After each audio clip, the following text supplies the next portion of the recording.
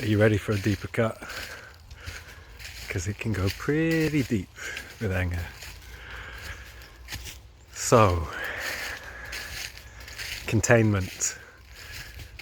Sometimes, and I've witnessed this a lot, people can act in or act out with their anger. So often it's an energy that's perhaps a little overwhelming, and people will start to blame something on the outside, or it'll just suddenly come in against themselves.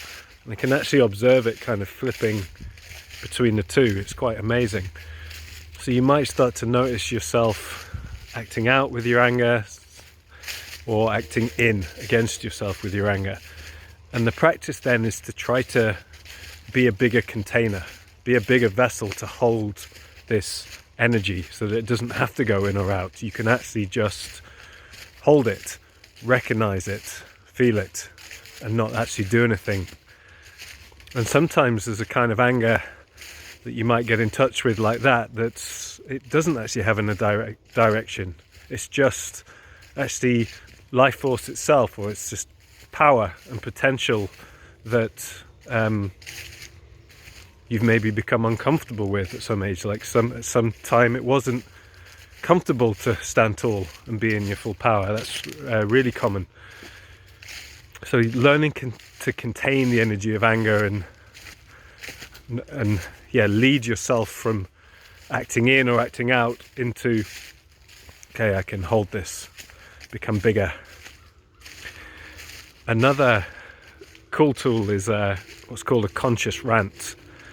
And this is where you don't need to express it to anyone, but if someone's making you angry, you just do this in your own space, independent of them, where you just give yourself total permission to unload and unleash this energy. And who knows, maybe it's full of clarity, maybe it's full of projection and your own mess. Doesn't matter. The practice is just to let the energy move, to let it move through your system, and to speak it out and to see what actually comes.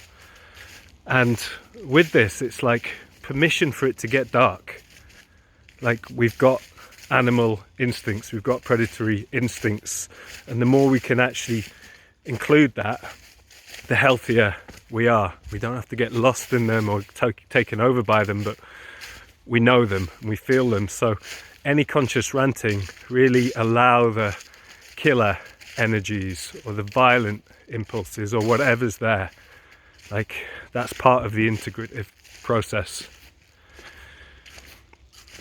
And then another thing is sometimes anger comes up and it's super tender stuff, like it's connected to trauma, and that's where titration and pendulation, which are common trauma concepts, like, are really useful. And that basically just means go really slowly with it, just touch a tiny bit at a time, try and resource yourself as you go, like come into the beautiful forest and take it easy, and then just try and feel just a little bit more of what's there for you.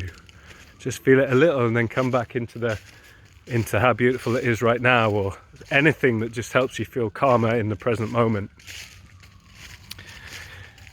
And then another whole theme is about communicating your anger. So it's like, can you be angry at the right time, to the right amount, with the right person? Because anger in connection can actually be beautiful and liberating, as well as messing up connections. So having some discernment around how to communicate your anger.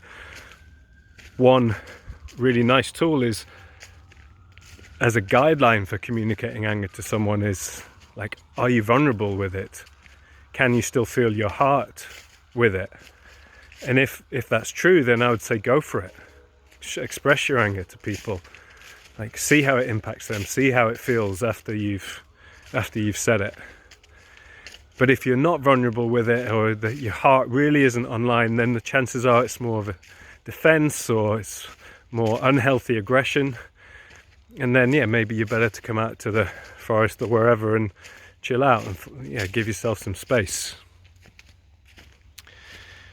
And then Yeah, the last thing is just getting, especially for people who have a lot of repressed anger, it can be useful to do expressive, like hit pillows or scream. I mean, sometimes it's not useful at all, but there's something you could explore and see how it feels for you. Maybe it is liberating to go and scream or by yourself somewhere without annoying the neighbours. Maybe it's helpful to get down on the ground and prowl around like an animal and just get in touch with the beast inside of you, so that there's room for that as well. Yeah, that's another way that you can start to explore what's alive in you.